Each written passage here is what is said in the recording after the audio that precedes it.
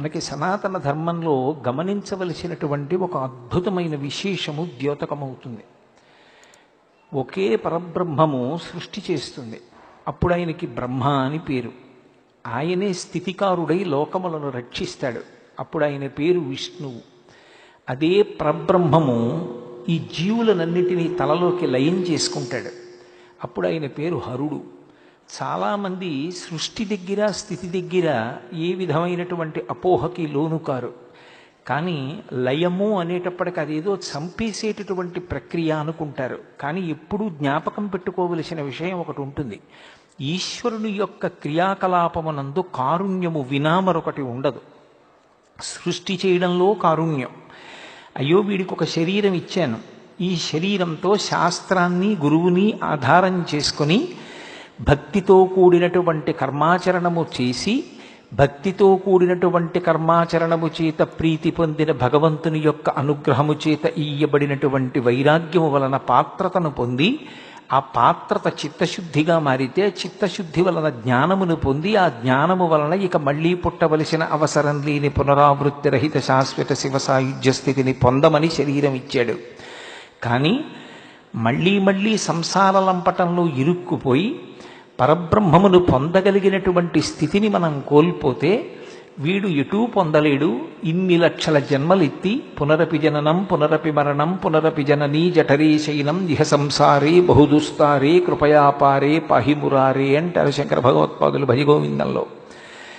వీడు నన్ను పొందలేకపోతున్నాడు, నేనే వీణ్ణి పొందుతానని పరమేశ్వరుడు కొంతకాలం జీవులకు విశ్రాంతినిచ్చి ప్రళయమునందు తాను పొందుతాడు. అందుకే అది మహాకారుణ్యం. ఒక్క తను పొందడమే కాదు, స్వల్పకాలిక ప్రళయము అంటే రాత్రివేళ పట్టేటటువంటి నిద్ర లేకపోతే ఉదయం లేచినప్పుడు ఆకలి వెయ్యదు. ఆకలి వెయ్యకపోతే పదార్థం తీసుకోడు. పదార్థం తీసుకోకపోతే శక్తి ఉండదు. నిద్ర ఆకలి ఒకదాని మీద ఒకటి ఆధారపడతాయి. రాత్రి నిద్రనిస్తాడు కాబట్టి స్వల్పకాలిక ప్రళయం పరమశివుడు చేసేటటువంటి అనుగ్రహం. ఆత్యంతిక ప్రళయము అని ఒకటి ఇస్తాడు. ఆత్యంతిక ప్రళయము అంటే జ్ఞానమును కటాక్షించడం. మహాప్రళయము అంటే జీవులను తనలోకి తీసుకోవడం. ఇవన్నీ కూడా పరమకారుణ్యంతో చేస్తాడు.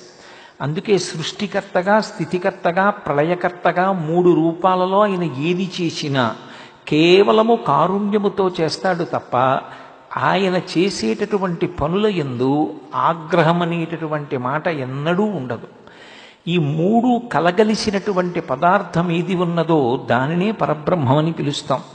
ఎవ్వడు సృజించు ప్రాణుల ఎవ్వడు రక్షించు త్రుంచు ఎవ్వడనంతుండెవ్వడు ఈ విధమున మనుచు బెనుచు హేలారతుడై అంటారు పోతన గారు భాగవతంలో. ఆ ఒక్కడే సృష్టిస్తాడు, ఆ ఒక్కడే స్థితి చేస్తాడు, ఆ ఒక్కడే లయ చేస్తాడు. సృష్టి చేసినప్పుడు సృష్టికర్త, నిర్వహించినప్పుడు స్థితికర్త, తనలోకి తీసుకున్నప్పుడు ప్రళయకర్త. Usually we call the Parabrahmam in the name of the God. నన్ను ఇవాళ మాట్లాడేటప్పుడు అప్పుడప్పుడు ఇంగ్లీష్ వాక్యాలు కూడా చెప్తే ఇక్కడ ఉన్న విదేశీయులకి ఉపయుక్తంగా ఉంటుంది అన్నారు. లేకపోతే నేను కొంచెం ప్రవచనాల్లో ఇంగ్లీష్ వాడడానికి దూరంగా ఉంటూ ఉంటాను. The consolidation of the 3 activities generation, operation and destruction are commonly called the God. That is the reason why in English పరబ్రహ్మం is termed as the God. The letter G stands for generation, Srushti. The process of generation is symbolized by the Brahma. Next is operation. The running of the entire universe is called the protection, the operation. It is done by the Vishnu. The last one is destruction, taking everything into him. This is called the Pralayam. It is done by Hara. It is called D. So the consolidation of the 3 activities generation, operation and destruction are commonly called the God.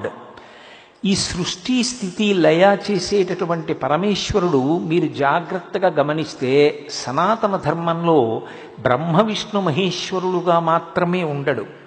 ఇంకొక మెట్టు కిందకొస్తాడు. ఎవరి కోసం వస్తాడు అంటే 84 లక్షల జీవరాశులలో అలా ఆయన కిందకు వచ్చేది కేవలం మనుష్యుల కోసమే వస్తాడు. ఇక ఏ ప్రాణి కోసం రాడు. ఎందుకు రాడు అంటే మిగిలిన 83,99,999 ప్రాణులకు కర్మాధికారం లేదు. వాటికి శాస్త్రం చదువుకుని శాస్త్ర ప్రకారం కర్మ చేయడము అన్న మాట అన్వయం అవ్వదు. మనుష్యుడు శాస్త్రం చదువుకోవాలి, గురువుగారి పాదములను ఆశ్రయించి గురువు యొక్క ఆజ్ఞ ప్రకారం ప్రవర్తించాలి. అటువంటి మనుష్యుడికి మార్గాన్ని నిర్దేశించడం కోసమని ఆయన కిందకి దిగి గురువుగా వస్తాడు. అందుకే మీరు ఒక సంప్రదాయాన్ని జాగ్రత్తగా గమనించండి. సనాతన ధర్మంలో గురుస్వరూపము కానటువంటిది కేవలము దైవముగా మాత్రమే నిలబడిపోయినది మీకు కనపడదు. మీరు బ్రహ్మగారిని తీసుకోండి. నారాయణం పద్మభువం వశిష్టం శక్తించ తత్పుత్ర పరాశరంచ అనే అద్వైత గురు పరంపరలో బ్రహ్మగారిది ప్రముఖ స్థానం. నారాయణుడి తర్వాత ఆయనదే స్థానం. విష్ణువుని తీసుకున్నారనుకోండి, ఆయన కేవలం ఏదో కృష్ణ పరమాత్మగా శ్రావణమాసం బహుళపక్షంలో అష్టమి నాటి అర్ధరాత్రి వేళ చీకట్లో పుట్టడానికి కారణం కాకతాళీయంగా ఏదో కర్మచేత నేను పుట్టినట్టుగా ఆయన కూడా పుట్టాడు అని అన్వయం చేయకూడదు. అంత కటిక చీకట్లో ఎందుకు వచ్చాడు అంటే ఆయన జగద్గురువు. చీకటి ఎక్కడుంటుందో ఆ చీకటిని తీసేయడమే ఒక దీపంగా గురువు యొక్క లక్షణం.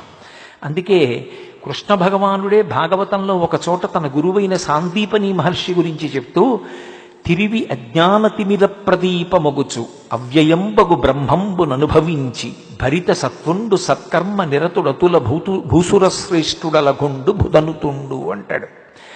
ఒక దీపం ఉన్న చోట చీకటి ఎలా ఉండదో అలా గురువు ఉన్న చోట ఇక అజ్ఞానం ఉండదు. ఆయన జగద్గురువుగా రావాలి. శ్రావణ మాసం అన్ని మాసములలోకి బాగా చీకటిగా ఉండే మాసం. వర్ష ఋతువు అయిన కారణము చేత నల్లని మబ్బులు కిందకొస్తాయి.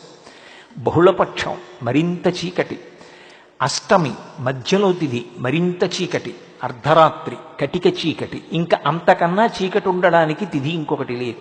పైగా బహుళపక్షం పితృదేవతలకు చీకటి, దేవతలకు దక్షిణాయనం చీకటి. దేవతలకి, పితృదేవతలకు, మనుష్యులకు అందరికీ ఏది గాఢాంధకారమో అప్పుడు ఆయన ఆవిర్భవించాడు. కాకతాళీయంగా కాదు, కోరి కోరి. అందుకు అవతారమైంది పరిపూర్ణావతారం. పోతన గారు భాగవతం చేస్తూ ఒక మాట అంటారు. జలధర దేహు నాజాలు చతుర్బాహు సరసీరుహక్షు విశాల వక్షు జారు గదా శంఖచక్ర పద్మ విలాసు కంఠ కౌస్తుభమణి కాంతిభాను కమనీయ కటిసూత్ర కంకణ కేయూర శ్రీవత్సలంచనంచిత విహారు మరుకుండల ప్రభాయుత కుంతలలలాటు వైఢూర్య మణిగణ వరకిరీటు బాలు పూర్ణేందు రుచిజాలు భక్త లోకపాలు సుగుణాల వాలు కృపావిశాలు చూచి తిలకించి పులకించి చోద్యమంది ఉబ్బి చెలరీగి వసుదేవుడు ఉత్సహించే అంటారు. శంఖచక్ర గదా పద్మలతో పట్టుపీతాంబరంతో పరిపూర్ణమైనటువంటి అవతారంగా అర్ధరాత్రి వేళ కారాగారంలో తల్లిదండ్రులకు దర్శనమిచ్చి చెయ్యవలసిన భావి కార్యక్రమాన్ని నిర్దేశించాడు. విన్నారు కదా చాగంటి గారు ఎంత చక్కగా వివరించారో. ఇలాంటి మరెన్నో ఆధ్యాత్మిక వీడియోల కోసం సుధీర్ టీవీ ఛానల్ని ఇప్పుడే సబ్స్క్రైబ్ చేసుకోండి. ధన్యవాదాలు.